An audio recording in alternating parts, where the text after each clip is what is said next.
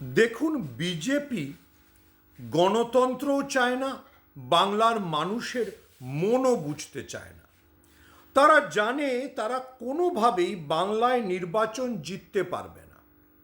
তাই তাদের একমাত্র কাজ, একমাত্র চেষ্টা বাংলাকে দখল করার, যে কোনো উপায় হোক। তার জন্য তারা সেনাবাহিনী নামাতে পারে, তার জন্য তারা নির্বাচন কমিশনকে নামিয়ে দিয়েছে, ইডি সিবিআইকে তো যথেচ্ছ প্রয়োগ করেছে। এর থেকে একটা কথা বুঝে নিন, তাদের বাঙালির মন জয় করার কিংবা বাংলাকে গণতান্ত্রিকভাবে জেতার কোনো আগ্রহ নেই। তারা বাংলাকে ভোগ দখল করতে চায়। খুব খারাপভাবে বললেও এটাই সত্যি, বাংলার এই যে বিপুল প্রাকৃতিক সম্পদ, বাংলার যে বিরাট সাংস্কৃতিক ঐতিহ্য, সেগুলোকে তারা ভোগ করতে চায়।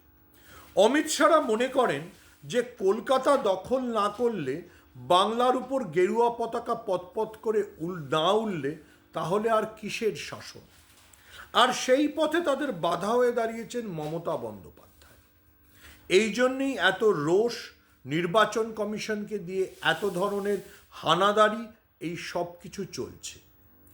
আসলে বিজেপি যে তথাকথিত কালচারাল সেন্ট্রিজমের কথা বলে বা সাংস্কৃতিক জাতীয়তাবাদের কথা বলে, তাদের জন্য তাদের কলকাতা দখলটা জরুরি। যদি শ্যামাপ্রসাদের শহরে গেরুয়া পতাকা না ওড়ে, তাহলে বিজেপির ঘুম হবে কি করে? সেই জন্যই বাঙালির খাদ্যাভ্যাস, বাঙালির সংস্কৃতি, বাঙালির আইকন রবীন্দ্রনাথ, নজরুল, রামমোহন, রামকৃষ্ণ, কারো সম্পর্কে তাদের কোনো আগ্রহ নেই। তারা রবীন্দ্রনাথকে রবীন্দ্রনাথ সান্যাল বলে, স্বামী রামকৃষ্ণ বলে, বঙ্কিমচন্দ্র চট্টোপাধ্যায়কে বঙ্কিম দা বলে।